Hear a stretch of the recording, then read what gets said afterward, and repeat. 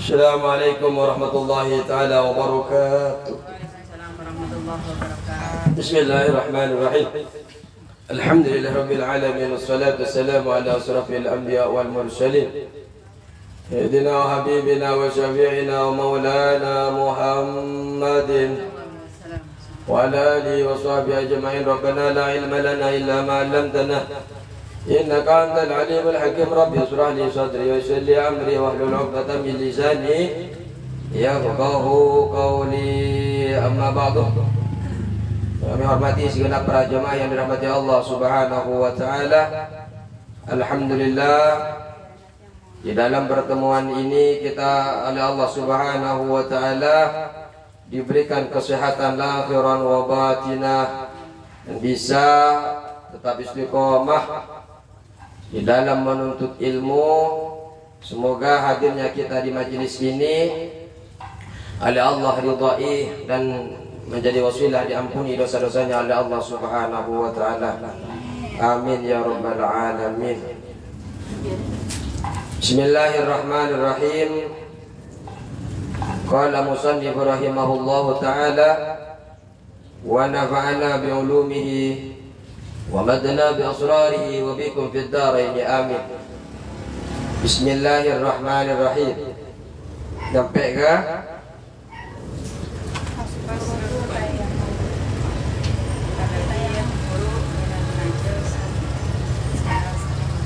tayamum sudah ya?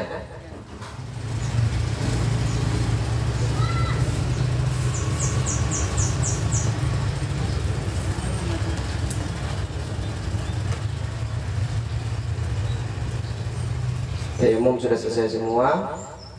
Sekarang adalah bismillahirrahmanirrahim. Faslun alladzi yadhkuru minan najasati salah satu.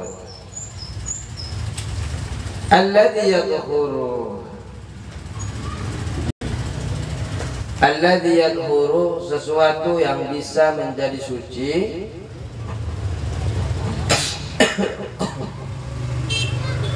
Alladzi yadhkuru, sesuatu yang bisa menjadi suci.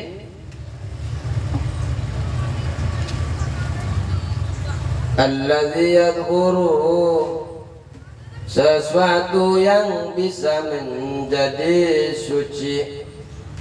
Halaman berapa?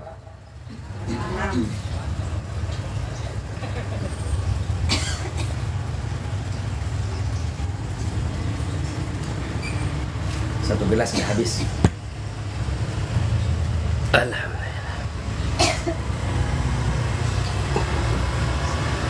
Alladzi yadhkuru, sesuatu yang bisa menjadi suci.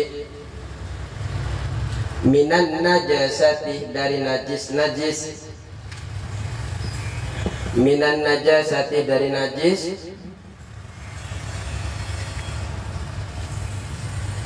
Minan najasati, dari najis. Jadi hari ini kita akan mempelajari sesuatu yang bisa suci dari najis. Awalnya najis, ini bukan mutanajis. Kita harus bisa membedakan antara najis dan mutanajis. Bangkai najis apa mutanajis? Najis. Kalau baju panjenengan kena pipis anaknya najis apa mutanajis? Baju jenengan, kerudung jenengan kena kencing anaknya najis apa mutanajis? Mutanajis.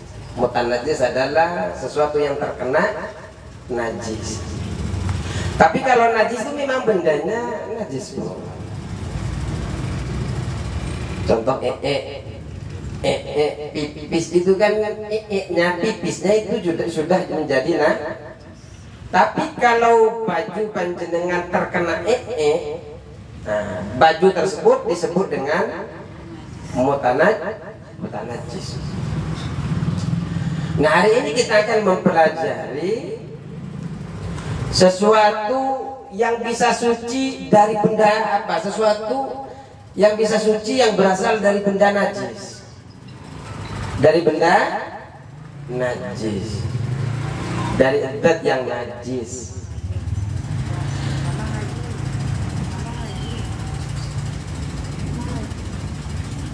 Salah satu ono telu. Salah satunya itu 3. Salah satu yaitu 3. Artinya sesuatu yang bisa menjadi suci dari najis itu yaitu ada 3. Ada 3 perkara-perkara yang bisa suci yang berasal dari benda najis. Apa itu?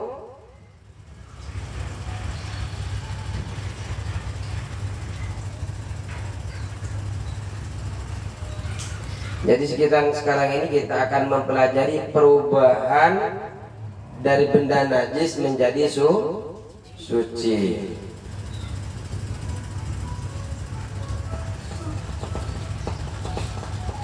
Kemudian membahas pula tentang perkara yang mensucikan terhadap sesuatu yang bisa merubah najis menjadi suci. Apa saja? Yang pertama adalah al-khamru, khamr. Ya Allah. Tahu khamr? Minuman keras. Apa lanjutannya?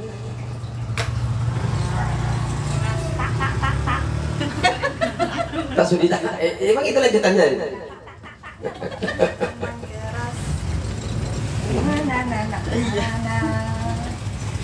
Jadi khamr itu adalah cairan yang memabukkan. Khamr itu adalah cairan yang memabukkan. Meskipun berasal dari sisa kurma. Meskipun berasal dari sisa kurma yang telah berubah menjadi sangat keras rasanya, artinya saking pekatnya sehingga itu menjadi khamr, memabukkan. Saking saking tajamnya rasa itu. Atau dari tebu. Jadi khamr itu bisa saja juga dari tebu. Tebu difermentasi kan sehingga juga ada atau selainnya. Enggak, insya Allah yang dikasih ke saya itu suci. Sesuatu yang fermentasi itu aman. Itu tergantung dari fermentasi jadi apa? Kirain yang supaya fermentasi. Nanti. Jadi khamr itu cairan yang memabukkan yang berasal dari apa tadi? Dari kurma, anggur ya. Tebu, madu itu kan bisa menjadi khamr sama orang-orang ya Pak. Dibuat itu untuk minuman keras. Sebenarnya khamr itu dibagi menjadi 2. Ada yang namanya khamr muhtaramah atau yang dimuliakan.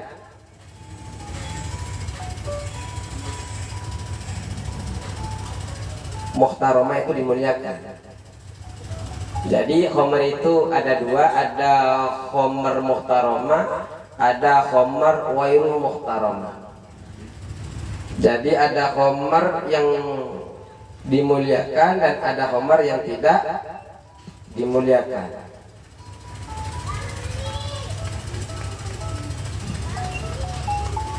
Khamr yang dimuliakan itu seperti khamr yang berasal dari perasan apa tadi? Anggur ya. Kemudian yang diperas dengan tujuan untuk dijadikan cuka.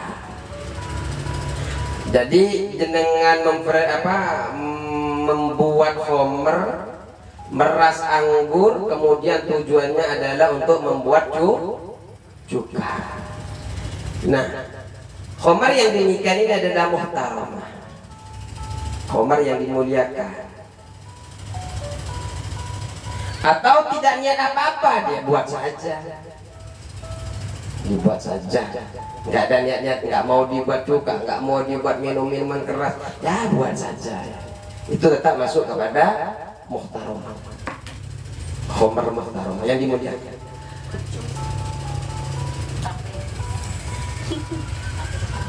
Atau khamar yang dipersoalkan oleh orang kafir.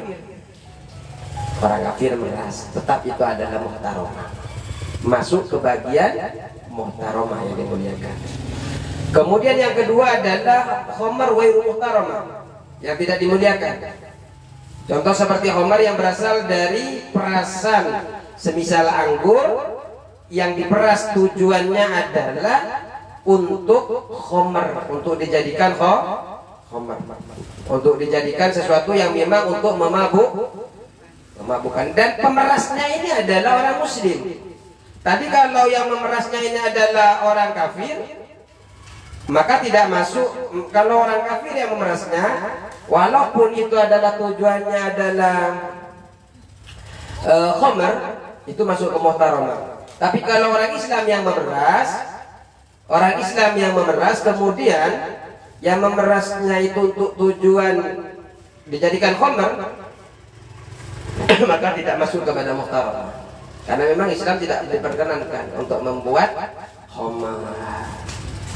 Yang tidak halal khamar itu kan untuk Islam. Haram orang Islam minum khamar karena memabukkan. Ya kalau yang lain selain Islam ya monggo, yang penting jangan sampai cawi-cawi ke dalam Islam.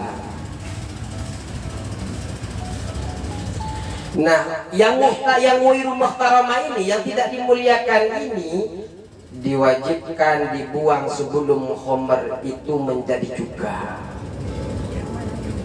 Yang wairu muhtaramah, jadi sebelum menjadi cuka wajib dibuang karena statusnya ini adalah najis nanti. Kenapa? Karena yang membuatnya adalah orang muslim, tujuannya untuk dijadikan minuman keras, maka sebelum jadi cuka diwajibkan untuk dibuang.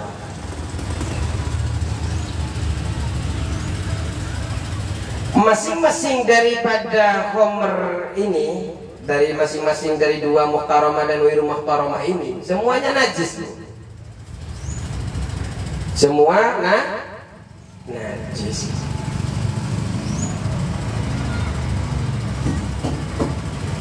Dan bisa suci kalau sebab berubahnya menjadi cuka. Cuka di dapur panjenengan itu ya dari barang-barang najis sebenarnya.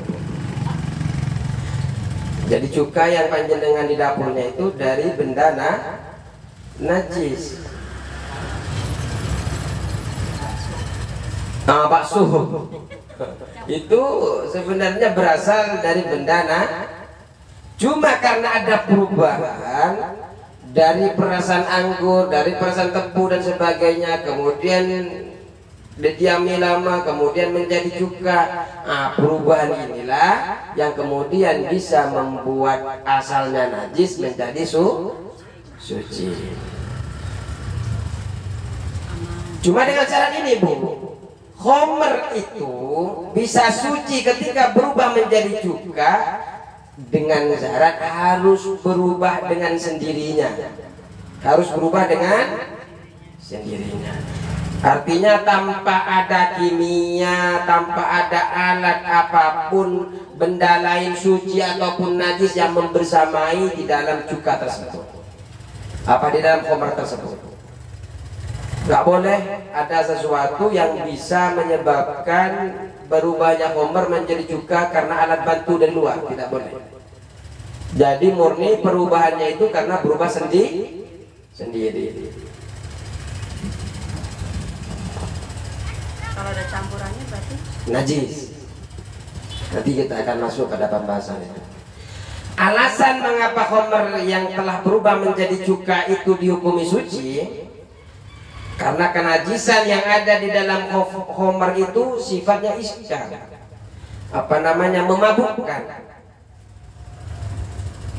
Sedangkan sifat memabukkan ini dapat dihilangkan ketika homer itu sudah menjadi Ada nggak minum cuka mabuk?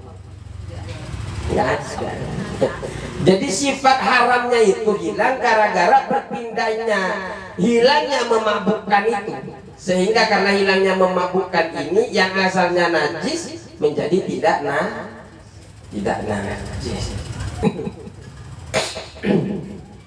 Karena sifatnya iskar memabukkannya ini hilang, maka kenajisan yang ada di dalam khamr itu disebabkan berubahnya menjadi cuka itu jadi hilang juga najisnya. Kenapa? Karena sudah berubah.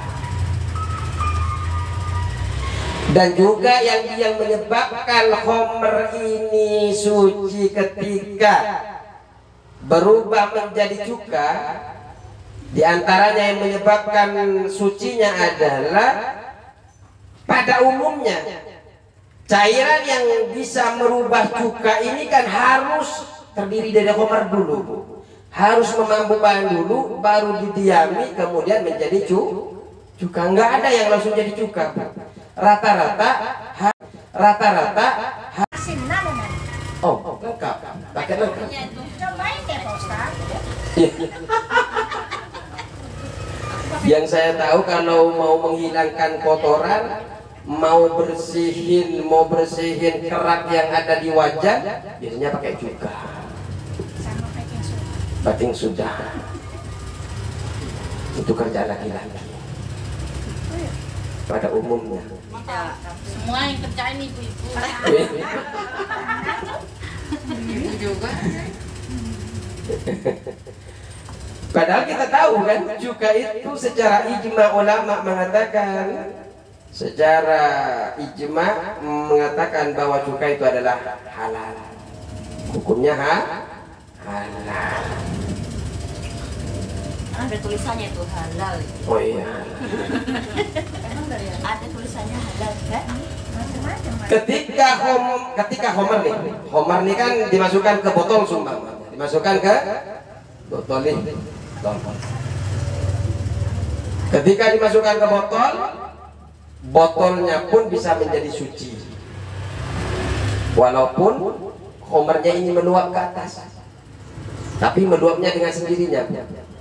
Homernya meluap ke atas, tapi jangan sampai ke atasnya ini karena kita mainin, jangan. Tapi karena memang ke atas sendiri meluap.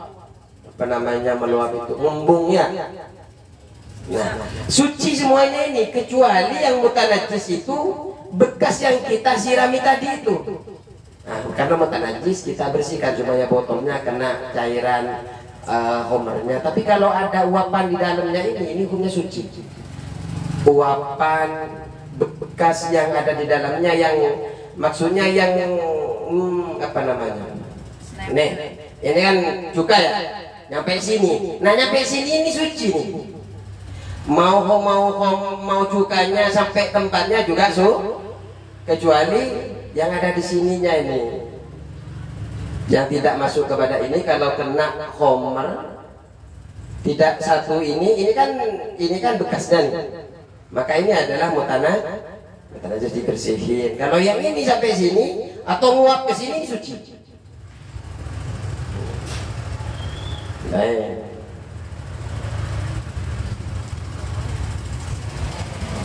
Jadi kalau yang tidak dikenai uapan itu mutanajis.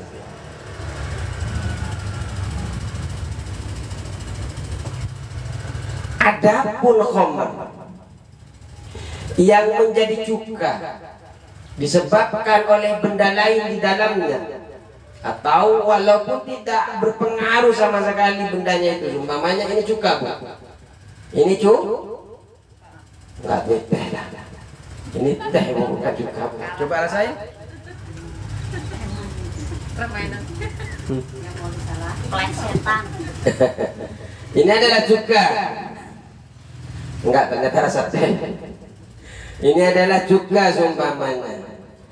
Ternyata di dalamnya ada kerikil, Bu. Banyak nggak tahu apa saja tuh di dalamnya kerikil, banyak tuh. Kerikil ini kan tidak berpengaruh apa-apa. Ini bukan cuka, maksudnya ini adalah khamr dulu. khamr. Kemudian ada kerikil di dalamnya. Kemudian ketika khamr itu berbarengan dengan kerikil, ini kan pada akhirnya setelah fermentasi ini kan berubah menjadi cuka. Nah, cuka yang ini menjadi najis. Kenapa? Karena ada batu di dalamnya. Sebelum menjadi cuka, batu itu sudah terkena karena sudah terkena najis kan batunya mutanajis.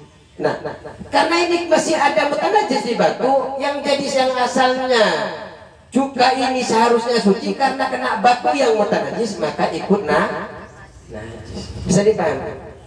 Jadi harus memang perubahan yang ada di dalam cuka ini, di dalam khamr ini yang kemudian menjadi cuka itu harus memang berubah dengan sendirinya.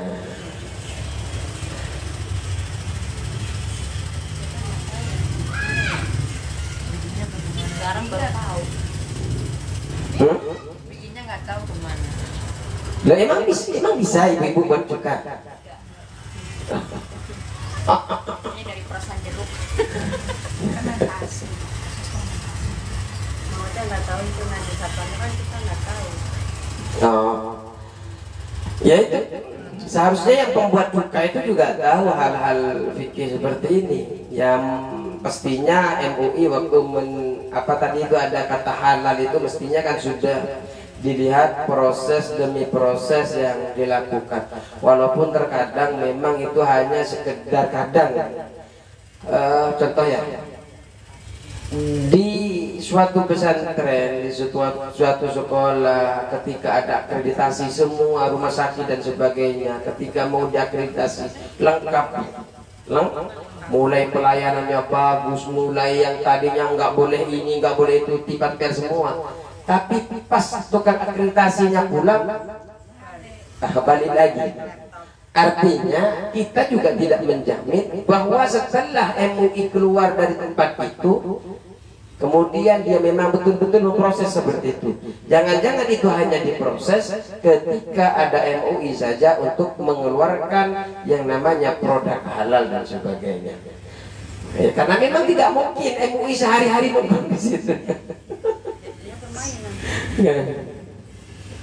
Makanya paling baik adalah memang SOP yang sudah ditetapkan oleh MUI itu dijalankan betul-betul, sehingga ya kita ini pun nggak mau betul-betul itu najis atau tidak kan kita tidak tahu, hukumnya tidak tahu ya nggak masalah bagi kita. Ya bagi mereka yang berbohong kepada kita, wah di akhirat itu ya nggak tahu digergaji dari bagian mana itu nanti di neraka ya. Baik, sudah. Ini bisa dipahami untuk yang pertama. Jadi khamr itu najis tapi bisa suci disebabkan berubah menjadi cuka. Yang kedua,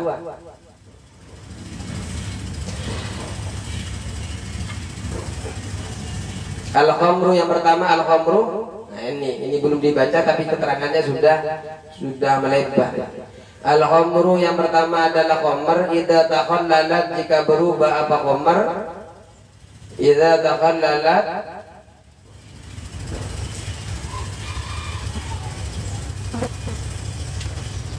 jika berubah apa khamr binafsiha dengan dirinya. Idza takhallalat jika berubah cuka apa khamr?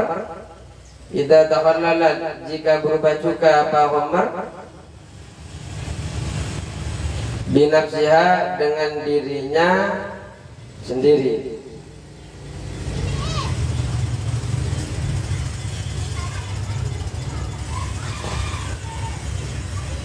Jadi kalau khamrnya berubah sendiri, maka tadi yang setelah kita bahas, jika arak ketika menjadi cuka dengan sendirinya maka dihukumi suci. Terus wajildul maitati, dan kulit bangkai. Kulit bangkai idza dubigha, ketika disamah. Idza dubiwa, ketika disamak. Jadi kalau sudah disamak Idza dubiwa ketika disamak.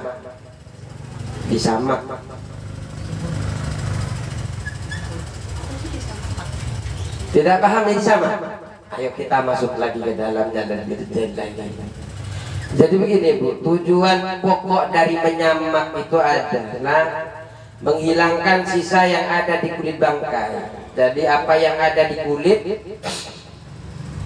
kulit bangkai itu kan ada sisa-sisanya Bu. Ada daging-dagingnya, ada apa itu ya yang putih-putih itu, lemak-lemaknya, itu semuanya dibuang. Basah-basah yang ada di kulit. Kemudian itu kalau nggak dibuang itu akan bisa merusak kulit bangkai. Nah kalau dihilangkan itu akan menjadi bersih. Jadi apa, kulitnya akan menjadi bersih. Batasan bersih itu artinya batasan dia telah selesai disama itu ketika itu bisa dikatakan bersih ketika seandainya kulitnya bangkainya itu direndam ke dalam air, kemudian setelah dikeluarkan setelah direndam dalam air, kemudian tidak ada bau busuk, tidak ada bacin. Paham bacin? Bau busuk dan tidak rusak, itu sudah pertanda bahwa itu sudah bersih. Menyamak membersihkan tadi kan, menyamak itu menghilangkan bekas-bekas yang ada itu. Kemudian menyamak itu hanya dapat dilakukan dengan hirif. Apa hirif itu? Benda yang terasa pedas di lidah saat dicicipi, walaupun itu terbuat dari benda najis seperti kotoran burung,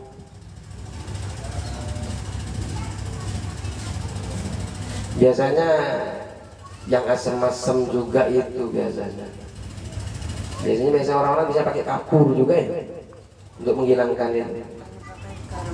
Ya pakai itu, digosok.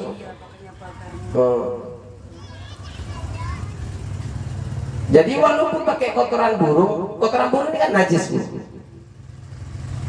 najis walaupun tidak mengandung air, karena tujuan menyamak itu adalah ihalah, merubah yang asalnya najis menjadi suci. Bukan tujuannya menghilangkan najis, tapi merubah benda itu yang asalnya kotor menjadi bersih. Jadi walaupun alat nyamaknya ini menyamaknya itu menggunakan benda najis, ya bukan apa-apa. Ida Setiawan siapa ya? Oh, assalamualaikum, mohon izin Ustaz, nggak bisa hadir. Diizinin. Waalaikumsalam warahmatullahi wabarakatuh. Kawan bangun tidur.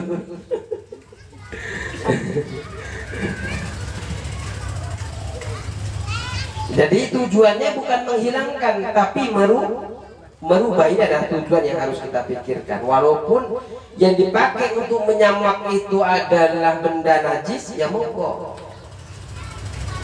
Tapi setelah disamak, ini kan sudah suci nih.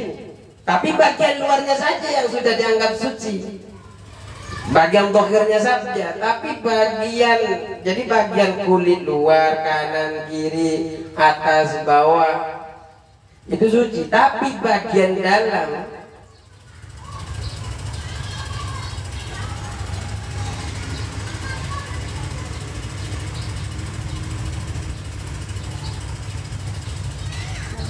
jadi kalau setelah disamak, pokoknya apa yang ada di kulit itu, baik bagian dalam ataupun bagian dohir, semuanya menjadi suci.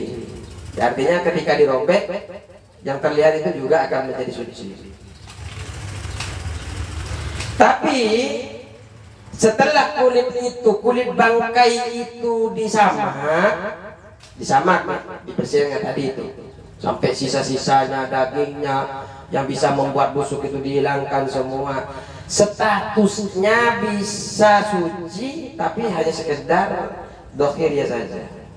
Akan tetapi walaupun dia suci tapi belum bisa dipakai, belum bisa di kulit itu. Kalau panjenengan ke Garut ya, Bandung kan buat jaket, buat dompet ya. Kalau najis jenengan bawa dompetnya tas, tapi nggak ada yang bawa tas kulit ke sini, dibawa kondangan aja. Dari kulit, Pak. Jadi hukum daripada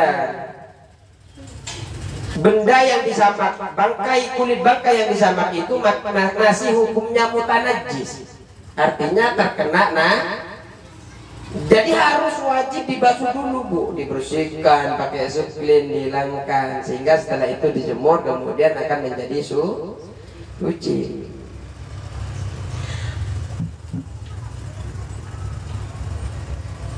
Tapi perlu diingat, yang disamak oleh ibu-ibu bangkai itu hukumnya suci untuk dipakai.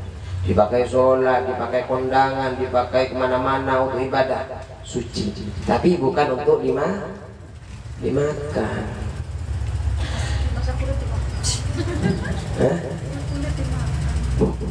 Kerupuk kulit?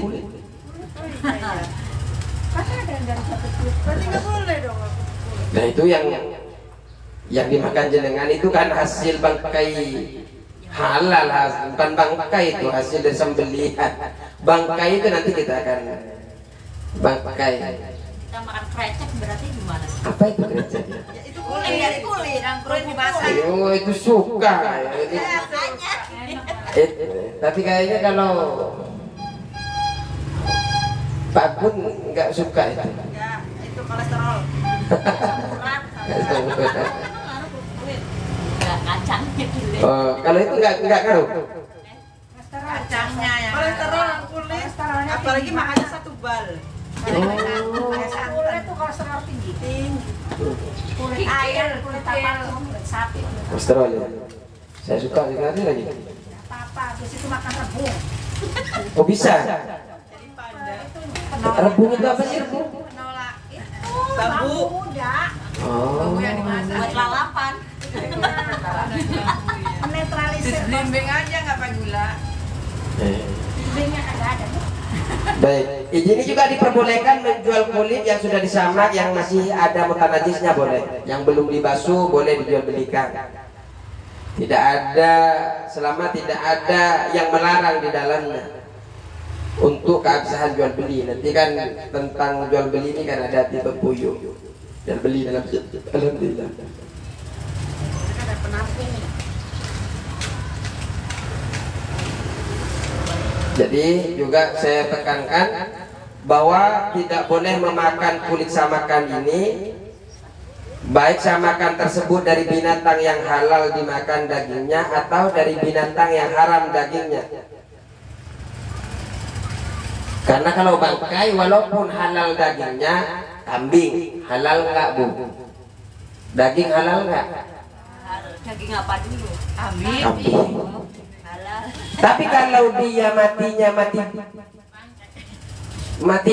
sakit dan sebagainya, belum sempat disembelih, wah kerupuk kulit enak ya, enak kalau dianterin ke sini ya. Mau. Karena ada nasi gudeg di saya, Pak. Nasi apa? Nasi gudeg ada kacang. Oh ada kulitnya. Jadi kalau sesuatu yang halal kemudian matinya tidak halal, artinya tidak melalui potongan yang secara syariat, itu juga tidak halal, akan menjadi bangkai, tetap tidak boleh dimakan. Ini apa? Kambing mungkin matinya kecelakaan kayak ketabrak. Masih sakaratul maut, belum mati, belum tuh gimana itu? Terus dipotong Itu bukan itu. Bukan hidup, saya napasnya masih di tenggorokan. ya ada beda pendapat banyak. Ada yang bilang makruh, ada yang bilang sudah nggak bisa, karena memang kalau sudah nyampe ke tenggorokan ini sudah haram untuk disembelih. Tapi ada aja yang masih ada yang namanya hukum berbeda-beda.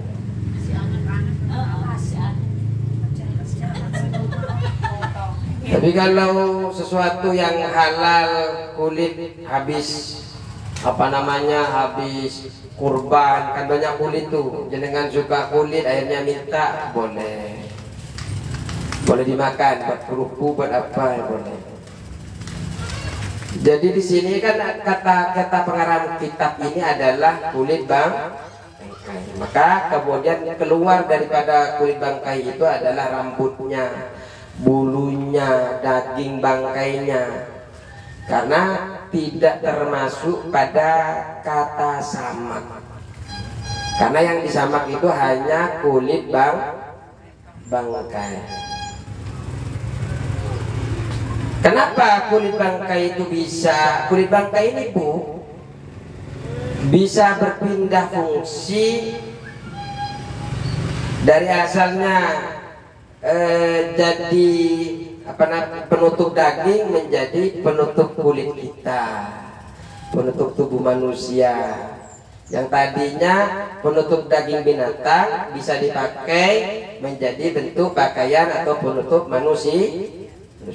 Jaket biasanya orang-orang itu pakainya hitam apa, preman-preman kan biasanya identik dengan begitu kan, pistol. Film, saya filmnya film. Nah, pengertian yang disebut dengan bangkai itu adalah binatang yang mati, mati. Disebabkan matinya ini tidak disebabkan disembelih secara syariat. Jadi bangkai adalah binatang yang mati sebab tidak disembelih secara syar'i atau syariat. Jadi kambing kalau tidak disembelih secara syariat ya jadi bangkai.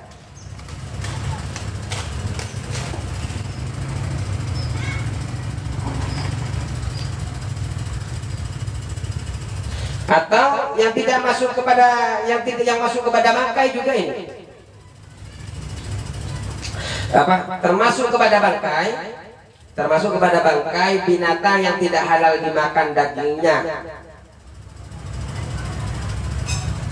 dan yang telah disembelih, walaupun disembelih kalau tidak halal dimakan juga menjadi buaya. Halal dimakan nggak Bu? Haram. Harimau, bertaring, kucing. Ya, walaupun disembelih bismillahirrahmanirrahim, yang biasanya yang beli pakai satu bismillah, jangan pakai 30 bismillah. Bismillahirrahmanirrahim, bismillahirrahmanirrahim. Tapi kalau buaya ya tetap enggak akan jadi suci dalam penyembelihannya, tetap menjadi bangkai. Tapi kayak ular gitu kan ada itu Pak, tapi kan buat obat. Itu ada kan? Iya, ada. Tapi saya heran juga, apa yang halal nggak ada ya obat selain halal? Tapi kalau nggak ada sama sekali ya nggak apa-apa, itu kan darurah, maksudnya kepada darurah. Binatang juga yang masuk kepada kategori bangkai, binatang yang halal, dimakan dagingnya halal, sudah disembelih tapi tidak memenuhi salah satu syarat daripada syarat sembelihan. Contoh, disembelih oleh orang Majusi atau disembelih orang yang berihram haji atau umroh, itu nggak boleh. Walaupun nanti memang ada ulama yang tetap untuk kalau sudah terpaksa dan sebagainya. Tapi kalau di sini walaupun terpaksa tidak boleh bagi orang yang ihram. Juga masuk kepada bangkai binatang yang disembelih dengan tulang atau lainnya seperti batu, kayu dan lain-lain yang tumpul, itu haram. Walaupun itu halal seperti kambing, seperti sapi, seperti ayam, halal dimakan. Tapi kalau disembelih pakai batu, bismillahirrahmanirrahim, langsung dicek kepalanya, kayu, haram jadi bangkai.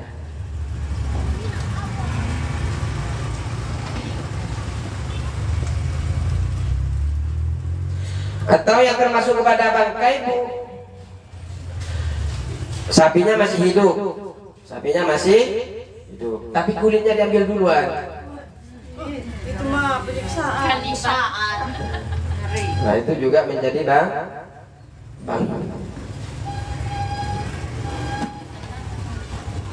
Emang ada yang begitu Pak Ustaz? Iya hukumnya, ya hukum tentu ada. Tapi ya namanya ada saja. Mau ngesop dia hanya punya sapi, diambil telinganya dulu, diambil buntutnya dulu, dimasak, sapinya masih ada. Dicicil. Makanya apa enggak ingat mata sapi. Sapinya ngeringet. Jadi juga keluar di sini adalah bangkai tapi suci. Bangkai yang dianggap suci adalah bangkainya manusia. Manusia itu juga bangkainya manusia yang telah wafat.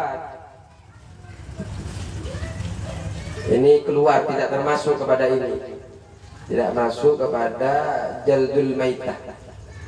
Jadi tidak masuk kepada pembahasan yang bisa disamak. Manusia itu kan jadi bangkai. Manusia jadi, tapi karena manusia jadi bangkai jangan diambil kulitnya, nggak boleh, haram. Dia itu dimuliakan. Ada juga waktu hidupnya najis, waktu dia di hidupnya najis, seperti apa namanya itu hewan, apa kalbun, ini anjing sama babi. Maka tidak, mau kulit manusia, mau kulit yang kita sebutkan tadi itu tidak akan suci walaupun disama.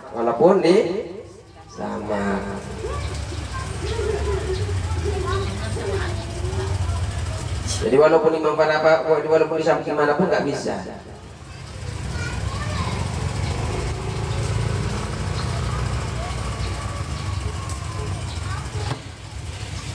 Ini ada tambih ini,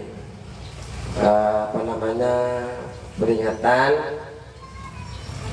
bahwasanya al-hayanu in kana ma'kulan la yajuzu dhaquhu. Jadi hewan itu hewan yang boleh dimakan, tidak boleh disembelih kecuali untuk dimakan.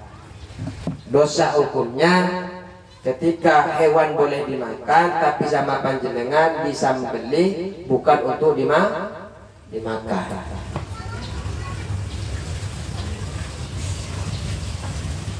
Contohnya hewan yang bisa dimakan, panjenengan sembelih hanya buat ambil kulitnya saja, dagingnya dibuang, haram hukumnya. Wa yarmu li ahdi jildihi aw lahmihi li saydihi. Jadi ini menyembelih hewan, diambil kulitnya saja atau diambil dagingnya saja sebagai umpan berburu, nggak boleh. Kalau hewan itu hewan yang untuk dimakan. Ayo nomor 3. Kodok hijau bisa dikonsumsi. Apa? Kodok hijau mahal juga itu. Oh bisa? Yang dijual di market? Saya enggak. Terus, wa ma sara hayawanan, wa ma sara hayawan, sesuatu najis yang menjadi hewan, sesuatu najis atau najis yang berubah menjadi hewan, itulah yang paling gampang. Najis yang berubah menjadi termasuk adalah benda najis itu kemudian contohnya ya babi jadi bangkai kan. Nah dari bangkai itu kan kemudian ada ulat, ulat. Nah ulat itu menjadi suci, Bu, artinya menjadi hewan yang keluar dari barang najis itu kemudian itu menjadi suci. Meskipun berasal ulat itu dari barang najis, seperti apa tadi itu, walaupun mola itu seperti anjing, kemudian dagingnya menjadi ular kan, atau berubah dari ini Homer lagi diam begini kemudian jadi ular. Ular. Jadi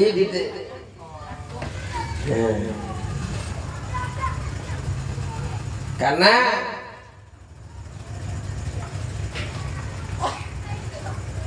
penciptaan ular ini bukan dari benda najisnya sebenarnya.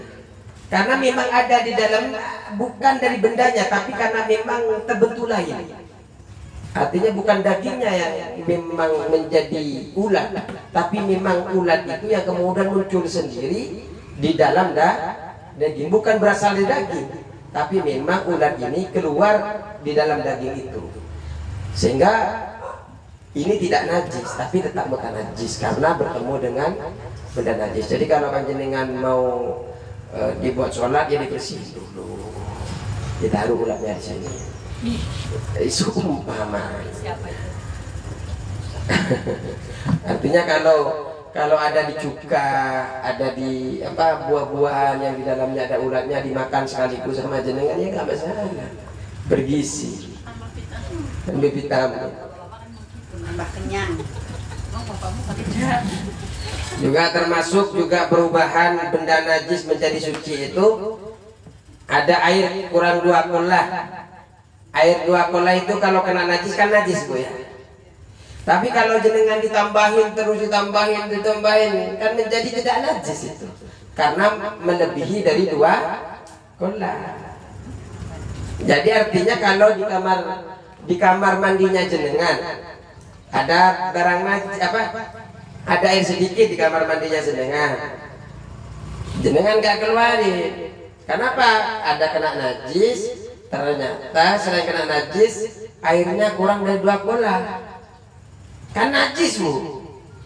Kemudian ditambahin air sama jenengan terus sampai melebihi 2 kolah. Asalnya yang najis bisa berubah menjadi suci disebabkan bertambahnya air itu. Contoh lagi, darah kijang menjadi misik, itu juga perubahan yang asalnya najis darah itu menjadi tidak najis. Contoh, sperma itu dari darah bukan ya? Sari-sari makanan ya.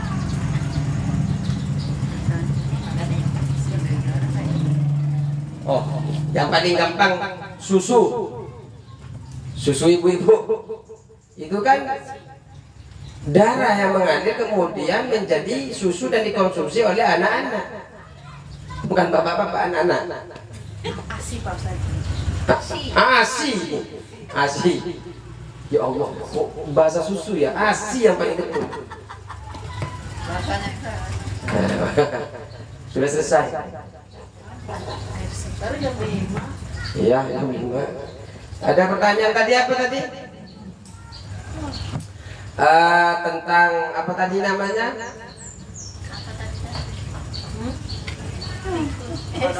Kodok. Bentar, ini ada tadi yang nanya di sini nih.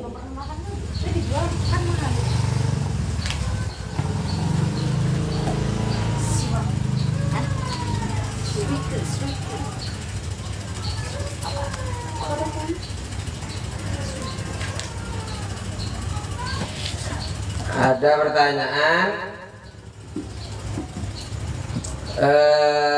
kalau ayam yang sempoyongan, Oh, yang mau. Banyak kan minum. Gara-gara botol minuman itu.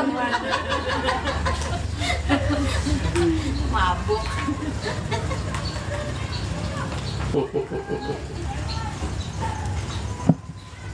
ya itu tadi kita sebenarnya sudah bahas tadi itu. Kalau hanya sempoyongan ya bisa disembelih kalau ada sempoyongan.